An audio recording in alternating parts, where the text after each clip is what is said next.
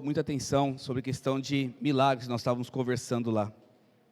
E muitas vezes, ambiente de incredulidade e ambiente de irreverência não permite o Espírito Santo operar. Então, toda vez que você estiver diante do Senhor, não é diante do púlpito, do pastor, eu não sou nada, mas diante de estar adorando, louvando, diante da palavra de Deus, trabalhe com reverência. Fique atento ao mover, não fique com conversas paralelas, porque isso impede o mover de Deus na sua vida. Então, quando você está atento ao que Deus está fazendo, você toma posse da sua bênção, toma posse do seu milagre. Então, creio nessa reverência, esse temor e tremor diante do Senhor. Amém, irmãos? Feche seus olhos. Quero ministrar a palavra que tem como título Geração Vencedora. Fala para o seu irmão, se você faz parte da geração vencedora, em nome de Jesus. Pai, em nome de Jesus, eu te peço nesta noite, que o teu Espírito venha, Senhor, falar a cada coração.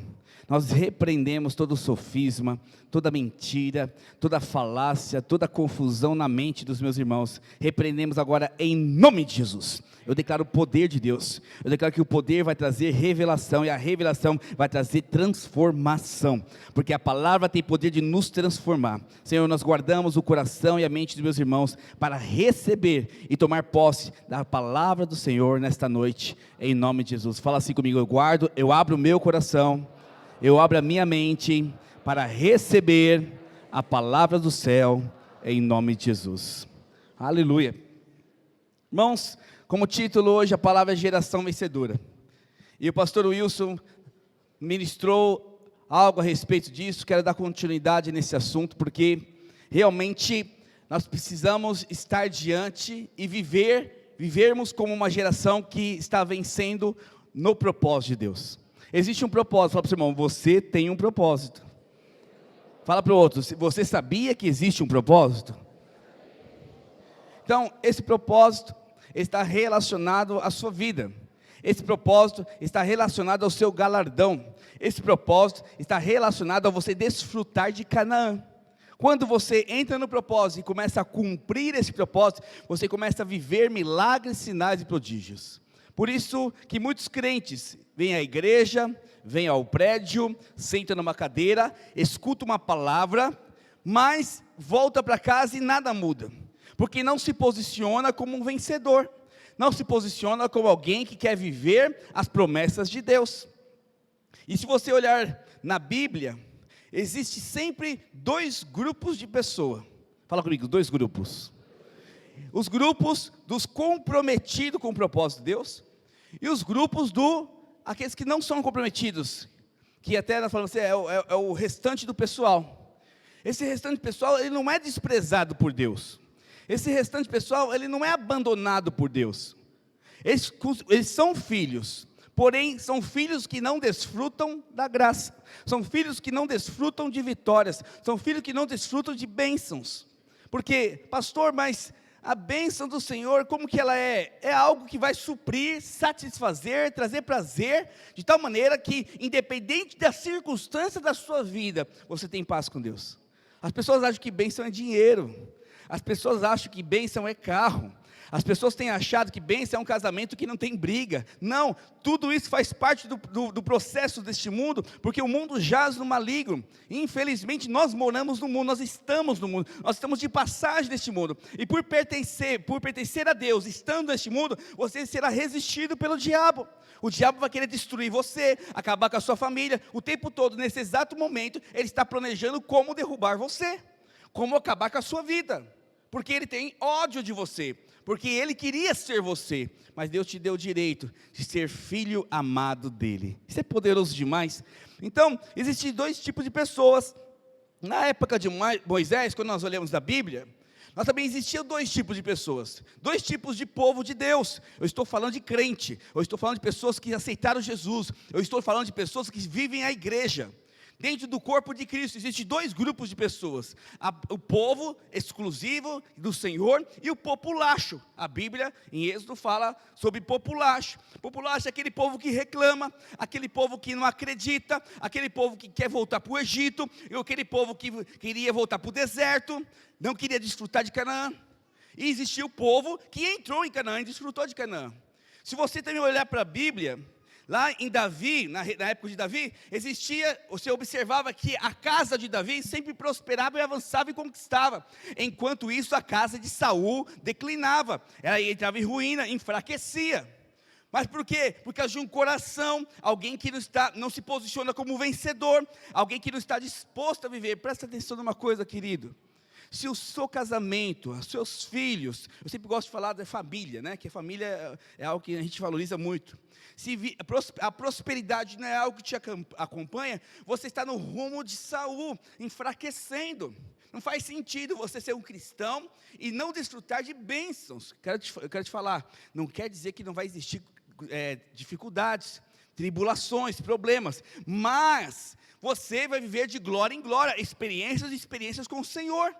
Então, o vencedor é aquele que prospera em toda circunstância, seja ela boa ou ruim, porque a parte ruim da tribulação é poder de Deus para manifestar milagres sobre a sua vida. Mas as pessoas acham, não, eu não quero viver dificuldade, não quero viver problema na minha vida, se Deus estivesse comigo eu não estava nessa situação. Não, querido, não tem nada a ver o problema com Deus, isso aí faz parte do mundo, você é carne, você é fruto do pecado assim como eu, mas Deus nos salvou, nos restaurou, mas só que enquanto estivermos nesse mundo, enfrentaremos o inimigo, mas eu quero te falar, a vitória é sua em nome de Jesus.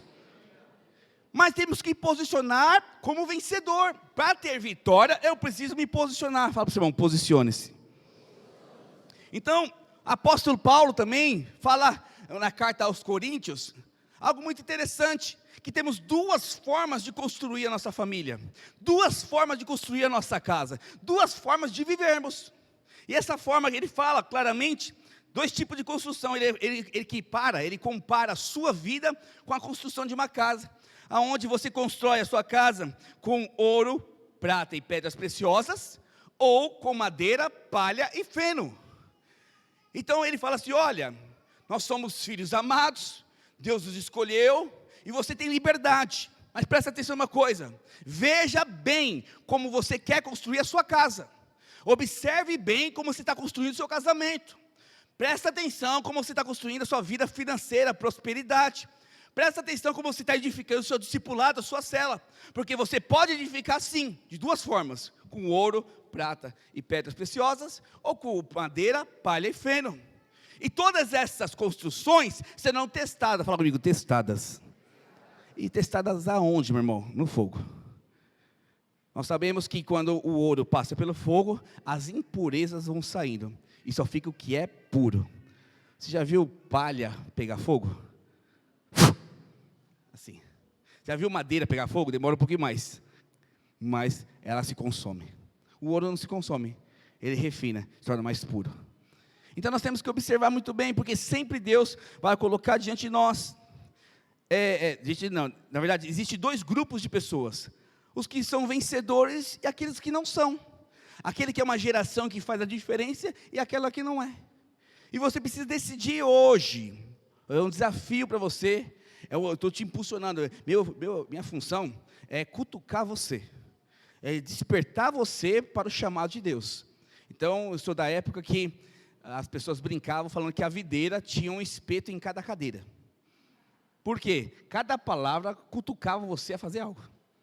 Porque assim, a palavra, eita Deus, estou falando, olha Deus falando comigo. Isso cutucava você e te impulsionava a fazer algo. Então nós temos que observar bem esse processo, porque nós temos que decidir, irmãos. Se você está numa igreja, não estou falando que outras igrejas não são de vencedores, eu posso falar da nossa. Nosso foco é fazer de você uma igreja de vencedores, um crente vencedor nessa terra, para conquistar as coisas do céu. E presta atenção, vencedor não é ter dinheiro, não é ter iate, ter melhor carro do ano. Vencedor é cumprir o propósito de Deus. Fala para o seu irmão assim, vencedor é aquele que cumpre o propósito de Deus. As pessoas sempre me perguntam, pastor, qual é o propósito de Deus para a minha vida? Eu falo, irmão, enquanto você não tem clareza do seu propósito, segue a direção da sua liderança, segue a direção da sua igreja, segue a direção da palavra, aquilo que quer te impulsionar. Com certeza o seu propósito tem a ver com duas coisas importantes, transformação da sua vida e dar frutos para o Senhor. Agora o meio O meio que ele ia fazer é através de sinais, milagres, prodígios, através de conversão, através de pregação da palavra. Esse é o meio, mas a vontade de Deus é que todos sejam salvos. E esse é o nosso principal propósito, liberar salvação. Fala assim, bom, você foi chamado para salvar vidas. Glória a Deus por isso. E aqui eu quero te mostrar essa geração na Bíblia. Mas só que nós estamos diante de outra geração, Paulo. Essas aqui são gerações que foram geradas diante da história e foram criadas. São gerações que marcaram o seu tempo ou que destruíram o seu tempo. Foram gerações que mudaram a história da sua nação ou gerações que acabaram com a sua geração. E nós estamos mais uma vez, 2022, e uma geração que está sendo levantada. Uma geração que está se cumprindo mais uma vez a vontade de Deus. Então, estamos na geração que, na minha opinião, isso também é a opinião do pastor Wilson e dos pastores da igreja, é a geração mais misturada que existe na terra. A geração que está mais misturada com o mundo do que com a própria palavra. A geração que não valoriza princípios e valoriza sentimentos. Uma geração que não valoriza poder, mas valoriza dinheiro.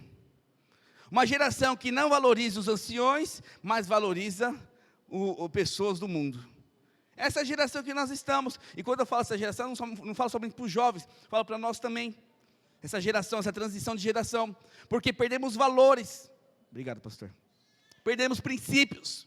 Uma geração que tem valorizado principalmente o dinheiro, posição, reconhecimento, autoridade no mundo. Há um tempo atrás, a gente escuta muito isso, né? Jovens têm muitas ideias, glória a Deus pelos nossos jovens, isso é muito bom. Mas, uma certa vez, o jovem chegou para um dos nossos pastores e falou o seguinte: pastor, nós precisamos avançar como igreja, nós precisamos crescer como igreja, nós precisamos romper como igreja. O pastor, glória a Deus por isso. Então, se eu preciso escutar o coach fulano de tal, que ele ensina como multiplicar célula. Aí o pastor escutou isso e ficou indignado. Mas entendeu a boa intenção do jovem, porque ele quer levar o propósito de Deus, mas não de forma humana. Deus tem a sua maneira, está escrito na palavra como Ele faz o milagre, como Ele multiplica, como Ele ensina. Mas só que nós estamos tão embriagados com este mundo, embriagados com as coisas dessa terra, embriagados de se envolver com as coisas dessa vida, que aponta para a parábola da semente que cai no meio dos espinhos, que nós esquecemos completamente que Deus faz milagres, que Deus opera poder, que Deus faz cura, que Deus libera a palavra de poder, que Deus expulsa demônios através de você. Então, quando você está doente, você ora ou procura um médico? Quando você quer prosperidade, quer dinheiro, você vai no banco, usa o seu limite, ou você ora para Deus dar recurso? Presta atenção, essa é a geração que, eu sei que passou na sua cabeça, realmente, quando eu estou com dor de cabeça eu não oro. Quando eu estou com enfermidade, eu corro para o médico. Esquece na última hora que lembra, como o homem não conseguiu fazer nada. Ah não, existe oração, Deus pode fazer. Nós somos dessa geração, uma geração que esqueceu de Deus, uma geração que não conhece Deus, e não conhece o seu poder. E por conta disso, procuramos médicos, procuramos coaches, procuramos coisas lá fora, porque acha que na igreja não tem. Querido, a igreja ela é gloriosa, poderosa em Cristo Jesus. O problema é que a revelação que você tem não permite você enxergar isso, porque toda a minha vida, todo o meu casamento, todos os meus filhos, todas as minhas finanças são pautadas no poder e no conhecimento que Deus me deu. E cada vez que eu cresço, eu honro ao Senhor, eu vejo Deus, eu louvo a Ele. Esses dias, no jejum de 40 horas, a irmã Carmen, ela estava com uma dor no ouvido, na verdade não estava escutando no ouvido direito. Ela está aqui hoje? A irmã Carmen? Está ali. Ela não estava ouvindo. E ela ficou muito indignada com isso. Fala para o seu irmão assim, indignação. Eu vou te falar um segredo. Toda necessidade tem que gerar indignação em você. Se você não se indigna com a situação que você está vivendo, significa que você está satisfeito com isso. Ela é indignada, ela não aceitava não escutar. Ela veio chorando para mim, pastor Elcio, eu quero escutar, estou com o ouvido tapado desde tal dia, eu não aceito isso na minha vida, tal. Não está escutando o ouvido, esse aqui, né? Esse aqui, esquerdo. E eu fiquei tão indignado, tão cheio de fé naquele dia. Eu falei assim, Deus, eu quero ver um milagre na vida dessa irmã. E começamos a orar, eu e o pastor Aaron, pôr as mãos no ouvido dela. E na noite, ela chegou para nós assim, eu estou escutando para a glória de Deus. Agora, se eu fosse um pastor Nutella, geração Nutella, irmã, você já foi no otorrino? Você já procurou? Irmão, nós vamos orar, mas tem que procurar um médico. Porque o médico pode te curar, né? Tem os remedinhos certinhos, às vezes está entupido, alguma coisa está errada aí. Muitas pessoas têm agido dessa forma, líderes têm agido dessa forma. Você, sua esposa está doente, você não impõe as suas mãos e ora. Você não vê milagre acontecendo, porque somos essa geração que não conhece Deus. Essa geração que não conhece o poder de Deus. Sabe, hoje eu quero desafiar você, caso você esteja nessa geração, a sair dessa posição, porque conquistaremos a nossa geração, conquistaremos os 1000, para a glória de Deus, se nós manifestarmos poder de Deus, sobre aonde nós estivermos, em nome de Jesus. Sabe, hoje, as pessoas buscam o mundo como prioridade, o conhecimento do mundo como prioridade, referências, irmãos, eu fico indignado quando as pessoas postam frases do mundo. Eu sou alguém que não posto frases do mundo, normalmente eu não posto ninguém, acho que quase não tem ninguém do mundo, é um jornalista ou outro que eu tenho no meu Instagram, eu não tenho ninguém, nenhum artista, não acompanho ninguém no mundo, sabe por quê? Porque eles não têm nada para me oferecer, eles não têm ensino nenhum para me oferecer. O conhecimento que eu queria profissional, eu consegui na faculdade, na pós-graduação no Mackenzie, e com amigos que conhecem a área. E hoje eu não preciso mais dessa área profissional, só na área de finanças, que eu trabalho ainda na igreja, com alguns amigos que eu conheço. Mas procurar o mundo para enriquecer é loucura. E o que mais se fala na igreja hoje é dinheiro. O que mais as pessoas querem é prosperidade. O que mais as pessoas... Nem o casamento. Irmãos, como eu gostaria de escutar aqui testemunhos no final do ano. Dos 10 testemunhos, 5 de multiplicação de célula, 4 de restauração de casamentos e 1 de finanças. Eu quero que você prospere. Fala para o seu irmão, pastor quer que você prospere. Mas presta atenção numa coisa, a prosperidade não é o fim, é a consequência de uma vida com propósito, de uma vida vencedora. E as pessoas encontram no dinheiro a felicidade, acham que encontram. Então hoje, pastores estão pregando dinheiro, prosperidade, riqueza, você tem que multiplicar. Irmão, se eu quiser ser próspero, eu vou buscar no Senhor, logicamente isso, mas não é o principal. E se você não quer prosperidade, dá ela para mim que eu aceito. Mas só que não é o meu foco principal de vida. Porque uma geração vencedora não é uma geração que foca no mundo, não foca nas coisas do mundo. Sabia que no céu não existe dinheiro? A moeda de troca do céu se chama fé. A moeda de troca do céu se chama fé, não é dinheiro. Hoje você tem posição aqui nessa terra pelo quanto que você tem. A sua posição no reino dos céus é pelo quanto você crê. Quanto você crê, Ele leva o seu galardão. Leva você a experimentar de coisas poderosas no Senhor. Mas as pessoas não querem isso. Então estão focadas no mundo. Então o egoísmo, o desrespeito, a falta de empatia. As pessoas não estão se preocupadas mais umas com as outras. As pessoas estão passando necessidade. É problema, eu vou orar por você, irmãozinho. Toma aqui, oração. Amanhã vai vencer a conta de água. Ele é da sua célula.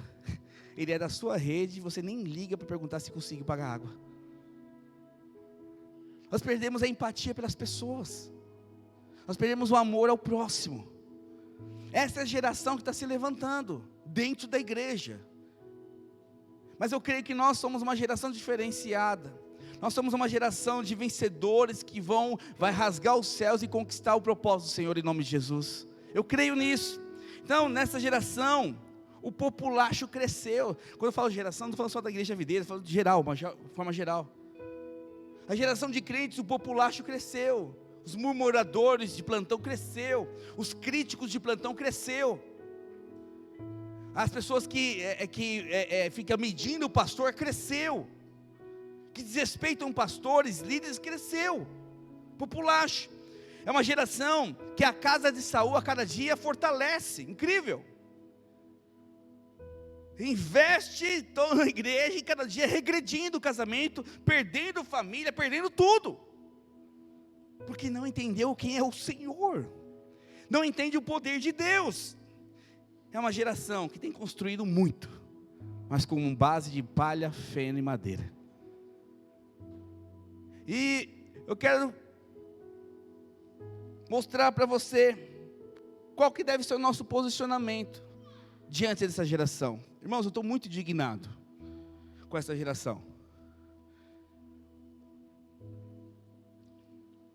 porque eu nunca vi tanta desonra a pais como tem a geração de agora. Nunca vi pais tão, desculpa o termo, frouxo e mole como a geração de pais que nós temos hoje em dia. Isso dentro da igreja, fora da igreja, mas quero falar para a igreja. Uma geração onde o valor do mundo é mais importante do que o valor da família. Uma geração que a moda, mesmo que seja pecado, é mais legal do que ver o fogo de Deus e o poder de Deus manifestando. Incrível. Eu falei, não, eu não faço parte dessa geração. Eu faço parte da geração que vai mudar histórias de vidas. Eu faço parte da geração que vai mudar, que vai conquistar os 1000 de Itaquera. Eu faço parte da geração que vai multiplicar célula, crescer célula. Eu faço parte da geração de pessoas prósperas, abençoadas, casamentos restaurados, pessoas libertas em nome de Jesus. Eu faço parte dessa geração. Então faremos, e eu quero te perguntar nessa noite, você vai fazer parte dessa geração que tem aberto mão de conhecer a Deus e do poder de Deus, ou você vai ser aquela que vai lutar para que a simplicidade de Cristo e o seu poder se manifeste nessa terra? Um versículo bíblico poderoso que eu amo, que fala que a criação está aguardando a manifestação dos filhos de Deus. Eu fico pensando, a criação envolve eu e você. A criação envolve o mundo. A criação envolve as árvores, a natureza. Eu creio que até os anjos, eles ficam assim, que dia que a Nafá vai mandar fogo do céu naquela escola? Que dia que o Rodrigo vai mandar fogo quando for lá em Porto Velho dar um curso lá de 50 pessoas, as pessoas vão cair no chão demoniadas. Que dia que, quando você for no hospital, você está doente do seu lado, você vai impor as mãos, os anjos estão olhando com a expectativa de você manifestar algo. O tempo todo, a expectativa de você manifestar algo. Mas não. Uma geração que está preocupada com o seu umbigo, com o seu dinheiro, com o seu descanso, com o seu prazer. Mas nós não somos essa geração. Fala para o seu irmão, nós não fazemos parte dessa geração pobre de espírito.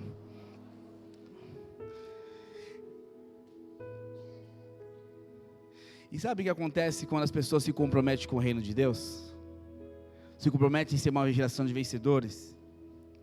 Elas decidem liderar, fazer uma revolução. Elas decidem mudar o ambiente. E sabe o que acontece? Todo mundo que está perto dele cresce. Todo mundo que está perto dele vai começar a servir ao Senhor. Todo mundo que está perto dele desfruta de uma herança. Eu lembro que sempre fui cristão, desde quando nasci. Mas minha família todinha não era convertida. Eu lembro quando eu pisei na videira, eu entendi, pela primeira vez na minha vida, eu tinha entendido o que era a palavra propósito de vida. Eu não entendi, até 19 anos eu não entendia o que era propósito de vida. Isso mexeu muito comigo, porque eu achava que o propósito de Deus na minha vida era cantar no coral da igreja, sentar no banco, escutar uma boa palavra, e entregar folhetinhos na praça cada 15 dias num sábado.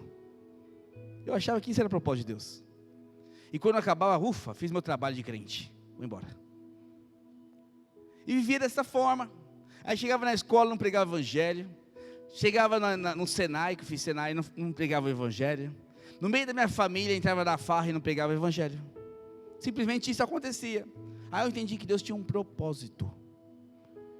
Eu sei que em 2003, eu vim em 2001, em 2003 eu decidi, eu vou trazer salvação na minha casa. E por conta disso, eu decidi liderar o movimento de salvação na minha casa. Irmãos, eu nunca orei tanto na minha vida por salvação como eu orei naqueles dias. Eu tinha um tio bêbado que morava assim, ele morava no cortiço, quando eu era solteiro. E na frente da casa da frente, a principal casa que tinha era dele. Mas todos os dias, ele ia até o bar do Zelão. Zelão. Bar do Zelão, que era a esquina. Ficava das 8 às 11, voltava para casa bêbado, dormia na cama e acordava às 6 horas da manhã todo dia para trabalhar. Voltava do trabalho, que ele fazia? Bar do Zelão. E eu olhava aquilo e comecei a ter uma visão de propósito de família. Falei assim, Deus não tem isso para minha família e minha tia. E meu pai também bebia, mas não tanto quanto meu tio. Mas toda vez que eu ia pregar meu pai, ele era mais resistente. E eu fui pregar para o meu tio um dia, e ele aceitou para o encontro com Deus. E através dele, minha tia veio para a igreja. Através dele, meus primos vieram para a igreja. E toda a família dos meus tios foram salvos para a glória de Deus. Mas porque alguém decidiu liderar. Alguém decidiu não se conformar. Alguém decidiu ser uma geração vencedora. Comprometida com o Evangelho. Comprometida com Deus. Então, quando se levanta uma geração comprometida, sabe o que acontece? Fala para o seu irmão assim: poder de Deus, milagres, salvação, santidade, unidade. Então, no tempo de Josué, nós observamos algo claramente, que Josué de fato ele era alguém comprometido com o poder de Deus. Ou você tinha dúvida disso? Josué é alguém que era servo de Moisés, e aonde Moisés estava, ele estava junto. Se Moisés ia para a tenda da congregação para orar, ele estava junto. Mesmo que ele não podia entrar, ele ficava na porta só para aprender com Moisés. Então é alguém que viu e conheceu o Senhor junto com Moisés. Quando Moisés morre, ele assume a liderança. E ao assumir a liderança de um novo movimento em Israel, ele começa a operar milagres, sinais e prodígios do Senhor. Deus começa a usá-lo. Ele começa a liderar e mudar o ambiente de todas as famílias. Aonde ele liderou, ele conquistou. Ele trouxe santidade. Ele trouxe unidade no povo. E por conta disso, Israel cresceu e conquistou. Mas também algo que aconteceu. Porque quando Josué estava mais velho, ele começou... na verdade, vamos ler o texto melhor. Juízes capítulo 2, puder projetar, versão revista atualizada. Juízes capítulo 2, verso 6. Olha que interessante, enquanto Josué liderava, Deus estava com o povo e algo acontecia. Vamos ver. Havendo Josué despedido o povo, isso aqui depois de conquistar toda a Canaã, eles venceram todas as suas batalhas. O que Josué faz? Foram-lhes os filhos de Israel, cada um a sua herança para possuírem a terra. Presta atenção, existia uma promessa de Deus para os filhos de Israel. E cada um, depois de todas as vitórias, junto com Josué, foram desfrutar da terra. Lembre-se, Canaã é terra que emana leite e mel, são os únicos alimentos da terra que não precisa de morte animal. A gente bebe, alimenta, mas não precisa de morte. Ou seja, era terra de vida. Terra que manava leite e mel é terra de vida. Continuando.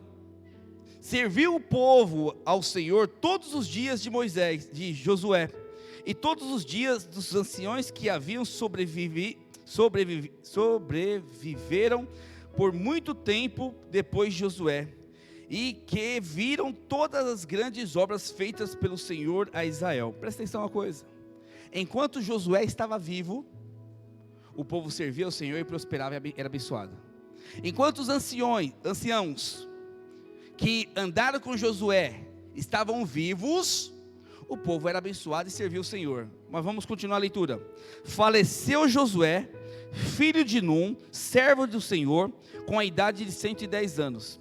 Sepultaram-no no limite da sua herança, em Timnat-Heres, na região montanhosa de Efraim, ao norte de Gaás. Foi também congregada aos seus pais toda aquela geração, e outra geração após ele se levantou. Fala comigo, outra geração se levantou, que não conhecia o Senhor, nem tampouco as obras que fizera a Israel.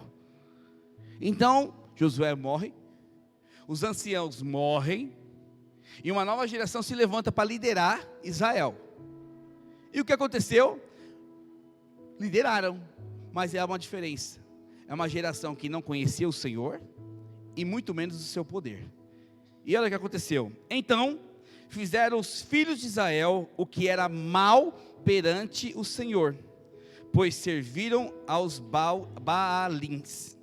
Deixaram o Senhor, Deus de seus pais, que o tiraram da terra do Egito, e foram-se após outros deuses, dentre os deuses das gentes que havia ao redor deles, e os adoravam e provocaram o Senhor a ira.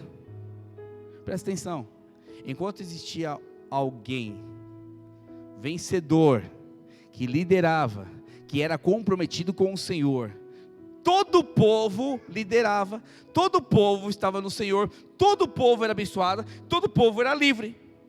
Olha aqui para mim. Mas quando eles decidiram não seguir Josué, e a nova liderança que não conhecia nem o poder e nem conhecia o Senhor, assumiu a posição, o resultado sabe foi o quê? Cair nas mãos dos Baalins. Baalins reflete ao povo que servia a Baal. Baal é o Deus, é um Deus que era contra o Senhor, que era o inimigo do povo de Deus, era alguém que estava contra a vontade do Senhor, era um Deus que não servia, que não tinha nada a ver com Deus.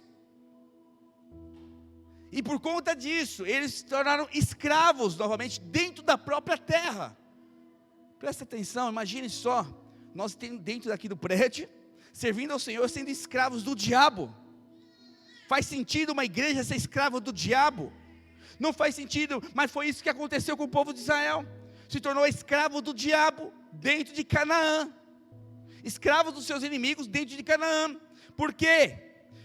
Decidiu viver a vida sem comprometimento com Deus. A Bíblia fala que Josué foi sepultado em Timnat-Heres. Sabe o que significa Timnat-Heres no hebraico? Significa porção farta. E sabe o que significa Monte Gaás, que foi o lugar que ele foi enterrado também no monte? Tremor. Sabe o que, traduzindo isso para você? Enquanto Josué vivia, ele vivia uma vida farta, abundante, no temor do Senhor Jesus. Agora, eu fico pensando comigo, se eles têm como exemplo Josué, alguém tão promissor, tão comprometido, tão abençoador, tão abençoado, por que não seguiram? Porque eles não conheceram Deus.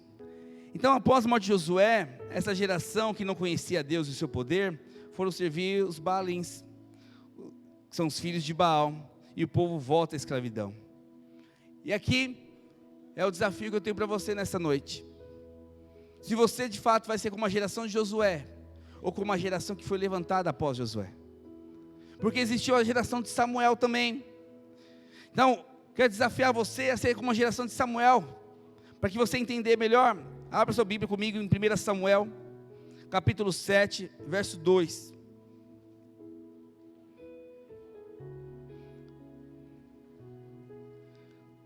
Sucedeu que desde aquele dia a arca ficou em Quierate-Jearim, e tantos dias se passaram que chegaram a 20 anos, e toda a casa de Israel dirigia lamentações ao Senhor. Falou Samuel a toda a casa de Israel, dizendo: se é de todo o vosso coração que votais ao Senhor, tirai dentre vós os deuses estranhos e astarotes, e preparai o coração ao Senhor, e servir a Ele só, e Ele vos livrará das mãos dos filisteus. Então os filhos de Israel tiraram dentre si os Baalins e os astarotes, e serviram só ao Senhor. Aquela resposta daquela segunda geração, que levantou após Josué, pendurou até esses dias, de Juízes até Samuel. Eles ficaram escravos centenas de anos, porque deixaram de conhecer o Senhor e viver o seu poder. Aí Samuel é levantado, fala assim: olha, vocês são escravos porque vocês querem. Vamos fazer o seguinte: abandona Astarote, que é uma deusa dos filisteus, e esse povo, Baalins, que serve a Baal. Destrói os monumentos, destrói os santos, destrói tudo, e serve só o Senhor. Como eles estavam cansados de viver a opressão do diabo, eles aceitaram, e Deus a partir daí livra o povo de Israel, porque decidiu se posicionar. Presta atenção numa coisa: se você quer mudança na sua família, se você quer mudança num bairro, se você quer mudança na sua escola, no seu trabalho, que você seja levantado como Samuel dessa geração, para mudar a história de outras pessoas. Eu falo que nós chegamos na Lapa há alguns anos atrás, 15 anos atrás, né? E a Lapa era conhecida como cemitério de pastor. Um dos membros do pastor Wilson, na época, falou o seguinte: pastor, vai ser um trabalho duro. Multiplicamos da Armênia com 150 pessoas para Lapa, 50 jovens e 100 adultos. E em uma das primeiras reuniões, uma das pessoas que morava na Lapa falou o seguinte: pastor, sabe como a Lapa é conhecida? Como cemitério de pastor. Aquilo indignou muito a equipe, não porque a pessoa falou errado, mas porque de fato a Lapa não prosperava nenhuma igreja. E quando a igreja videira chegou lá, o pastor Wilson se posicionou. Eu era jovem naquela época, eu lembro como fosse hoje. Ele chamou nós como jovens e assim, decidiu conquistar a Lapa. Em 4 anos, saímos de 150 pessoas para 1.200 pessoas. 4 anos. E por que disso? Porque um Samuel decidiu se levantar para estabelecer e se posicionar. Samuel desafiou aquele povo: se posicione, tire a mistura do seu meio e ajuste o seu coração. A consequência disso foi o que? Vitória sobre os inimigos. Fala para o seu irmão: quer vitória? Então se posicione nessa noite. Tira toda a mistura da sua vida e ajuste o seu coração. Observe algo muito importante. Eu queria que a equipe de louvor já... Não precisa subir não, tem um vídeo ainda. Eu queria que você observasse algo que são as mesmas coisas que tinha na vida de Josué e que tinha na vida de Samuel. Qual que era a diferença entre eles e aquele povo que andaram com eles e não conseguiram vencer? Josué, presta atenção aqui em mim, Josué e Samuel, eles conheciam o Senhor e conheciam o poder que vinha de Deus. Fala para o seu irmão: conhecer o Senhor e o seu poder levanta uma geração vencedora. E nós temos uma palavra esse ano, uma palavra de aceleração. Foi liberada pelo pastor Aloísio, e ele é um profeta da nossa igreja, é um homem de Deus, sensível ao Espírito Santo. E se ele falou, isso testificou ao meu coração, tanto que os nossos alvos este ano, como igreja, está relacionado à aceleração. E nós cremos que vamos alcançar isso, porque Deus tem levantado Samuéis e Josués aqui nessa igreja para a glória, para a sua glória. E nós precisamos nos posicionar nesse dia, porque não podemos aceitar o diabo roubar nada, nem família, nem emprego, nem saúde, nem trabalho, nem sua alegria. Não podemos sequer aceitar isso sem guerra. Eu tenho sentido no meu espírito, isso é uma palavra profética nessa noite. Você que quer viver algo sobrenatural, o diabo vai liberar. Feche seus olhos neste momento. Pai, em nome de Jesus, quero orar nesta noite pela igreja do Senhor. Eu creio que o Senhor tem liberado promessas de anos que não têm cumprido e vai cumprir este ano em nome de Jesus. Senhor, pessoas que fazem anos que recebem o evangelho da graça pregado e não aceitam, vão aceitar este ano em nome de Jesus.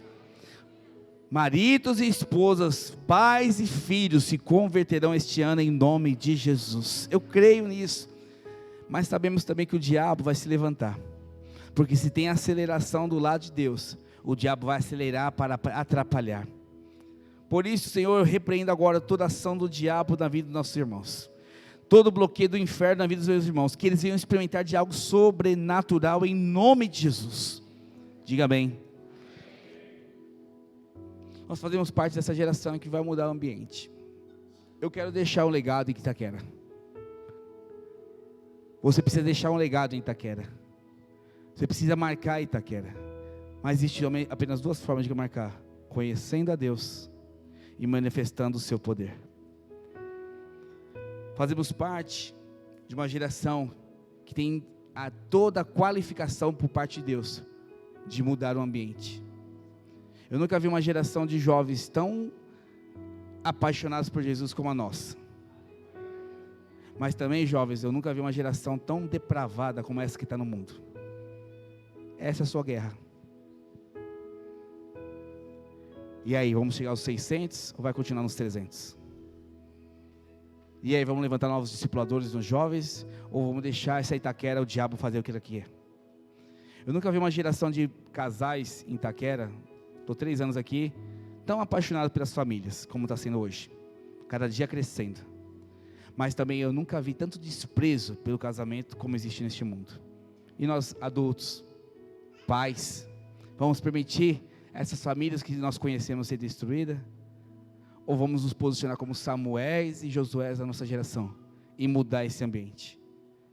Eu quero te passar um filme que é Até o Último Homem. Alguém que decidiu fazer a diferença. Alguém que decidiu ser crente de verdade e mudar uma geração. Não abrindo mão dos seus valores, não abrindo mão do Deus que ele conhecia e do poder do Deus que ele conhecia. E o resultado foi mais de 75 homens sendo salvos em meia guerra, através de um único homem. Vamos colocar o filme. Pode desligar as luzes, por favor. São 5 minutos, tá bom? Eu cresci com eles e me alistei com eles. Agora eles estão aí, cobertos de terra e grama e sendo comidos por vermes. Não quero ter que visitar meus filhos aqui. Pai, eu já me alistei. Filho, Hal vai ficar bem. Eu podia ter matado ele. Podia sim. Assassinato é o pior de todos os crimes. E tirar a vida de outro homem é o pecado mais abominável aos olhos do Senhor. As pessoas costumam fazer as coisas no impulso, sem pensar, que nem esses idiotas aqui fizeram. E os soldados que vivem porque são capazes. Você não é. Você precisa sentar e orar para tudo. Olha para você, está fazendo isso agora. Eu tenho que me alistar. Não posso ficar aqui enquanto todos lutam por mim. É claro que pode. Dorothy, você pode eu ficar tenho aqui. que... Eu quero ser médico. Eu vou para lá salvar gente e não matar. Qual é exatamente o problema? Não tem problema nenhum em usar o uniforme, saudar a bandeira e cumprir o meu dever. Eu só não carrego arma nem tiro vidas humanas. Senhores, quero que conheçam o soldado Desmond Doss. Aparentemente, o soldado Doss não acredita em violência. Ele não pratica a violência. Ele nem sequer ousa tocar numa arma. Então eu imploro, não esperem que ele salve vocês no campo de batalha. Como assim não vai lutar? É melhor que a gente? Não. Sargento, isso não é verdade, Soldado, sargento. cala essa boca! Senhor, eu não sou nenhum maluco. Você sente que a maioria das pessoas considera você um maluco? Eu sou diferente, eu sei disso, mas... eu não vou fingir ser algo que eu não sou. Eu sou o que eu sou. Eu já fiz tudo o que me pediram, exceto uma única coisa. Eu sou tratado como um criminoso só porque eu não quero matar. Você tentou. Ninguém pode dizer que não. Por que é tão importante, já que se recusa a tocar numa arma, servir numa unidade de combate? Não é certo que outros homens tenham que lutar e morrer para que eu possa ficar em casa em segurança. Eu tenho que servir, junto com todos os outros homens, correndo os mesmos riscos, só que enquanto eles tiram vidas, eu estarei salvando. Dá uma dose de morfina pra ele, vamos. Ele não vai durar um dia. Por favor, Doss, não me deixe. Eu tenho filhos. Eu não vou a lugar algum. Eu vou te levar pra casa. Você tá comigo, Ralph, tá bem? Na paz, os filhos enterram os pais. Na guerra, os pais enterram os filhos. Sonhei que tava sendo espetado e não podia fazer nada. O rifle tá bem ali. Ele não morde. Morde sim. Olha ao redor. Aonde pensa que vai, Doss? Ainda tem feridos por aí, sargento. Depois de tudo que a gente passou, qualquer homem são imploraria por uma arma. Eu nunca disse que eu era são. Nossos homens têm descido em peso a noite toda. E o Hollywood está aqui. Eu nunca pensei que eu ia ver esse cara de novo. Vem, me segue, ele está aqui. Mas o que é isso? É bom te ver, garoto. Capitão Glover, senhor. Como conseguiu descer de lá? O Doss. O Hal ainda está lá em cima. O Howell e o Doss fizeram isso? Não, foi só o Doss. Só o Doss? É só o Doss. Por favor, senhor. Me ajuda a salvar mais um. Me ajuda a salvar mais um. Só o que eu via era um garoto magrelo. Eu não sabia quem você era. Você fez mais a serviço do seu país do que qualquer outro faria. E eu nunca errei tanto em relação a alguém na minha vida. O que fez naquele cume não é nada menos do que um milagre. E eles querem isso. E não vão querer subir sem você. Qual é o motivo da demora, capitão? Devia ter começado o ataque há 10 minutos. Estamos esperando, senhor. Esperando pelo quê? O soldado Doss terminar de orar por nós. Vai pra casa, Desmond. Conquistamos o cume. Espera! Desmond! Desmond.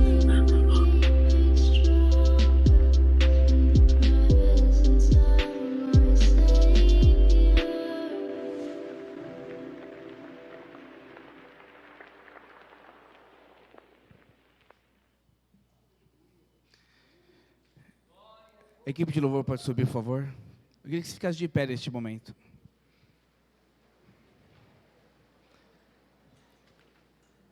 Toda geração, ela só foi mudada porque existiu um homem de Deus, decidido em conhecer a Deus e manifestar o seu poder. Nenhuma geração será mudada por pessoas normais, por pessoas mornas, por pessoas que não têm o coração, a empatia pelo próximo e principalmente a paixão e o amor pelo Senhor Jesus. Muitos de nós amamos o Senhor, mas até que ponto está disposto a morrer por Ele?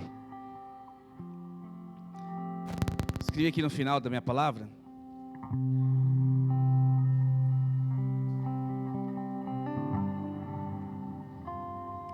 que o contexto, ele não define você, mas ele te impulsiona para viver o maior milagre da sua história. Você olha assim, tá tribulação, tá difícil, tá complicado, que isso, que aquilo, meu Deus do céu. Você não está entendendo que Deus está querendo gerar um Samuel dentro de você. Você não está entendendo que Deus está querendo gerar um Josué dentro de você. Você não está entendendo que Deus está querendo gerar um Doss dentro de você. Isso aí é uma história real, americana. Ele recebeu a medalha de mérito, indo contra os valores de qualquer coisa mundana, mantendo a posição firme do que ele conhece em Deus e acredita no poder dele. Ele é crente. Eu queria hoje desafiar você, irmãos. Ganhar 500 vidas aqui em Itaquera não vai ser simples. Não é para qualquer equipe, não é para qualquer pessoa. Mas Deus me deu uma palavra quando eu estava escrevendo essa palavra. E Deus me falou o seguinte: cada pessoa que decidir ser um Samuel nesta noite vai levantar mais 10 pessoas. E Deus me falou de 100. Eu não quero que você faça por emoção nada, mas uma coisa eu quero que você faça: se você sente o impulso no seu espírito, o desejo em conhecer Deus, e você tem um desejo profundo de ver poder de Deus como você nunca viu este ano, eu queria te chamar aqui à frente. Cada pessoa que chegar aqui à frente vai representar 10 vidas salvas este ano, em nome de Jesus. Eu creio. Não sou uma geração covarde. Não faço parte de uma geração Nutella. Uma geração que esqueceu de Deus e do seu poder. Pelo contrário, eu faço parte da geração que vai mudar a história de Itaquera.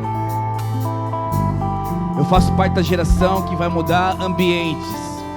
Faço parte da geração que vai mudar famílias. Eu faço parte da geração que vou enfrentar o diabo cara a cara, e ele vai sair em nome de Jesus. Eu sou o Samuel da minha geração. Eu sou o Josué da minha geração. E eu vou responder ao chamado de Deus esta noite. Eu sou a geração vencedora. A partir de mim, pessoas, centenas e dezenas de pessoas serão transformadas. Eu queria que você começasse a orar: Senhor, eis-me aqui, Senhor Jesus.